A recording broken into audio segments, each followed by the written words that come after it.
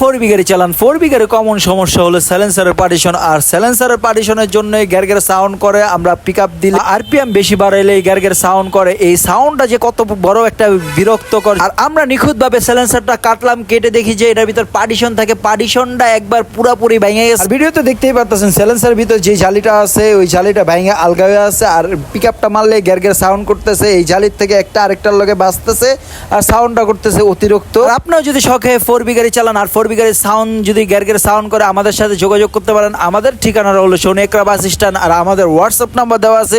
যে কোনো পরামর্শে আমাদের সাথে যোগাযোগ করতে পারে। বাইকের ইম্পর্টেন্ট ভিডিও পাওয়ার জন্য আমাদের চ্যানেলটাকে সাবস্ক্রাইব, শেয়ার, ফলো করে রাখুন। আর দেখতেই পারতেছেন আমরা বাইকের সাইলেন্সারে কাজ করার পর অরিজিনাল সাউন্ডটা চলে আসছে।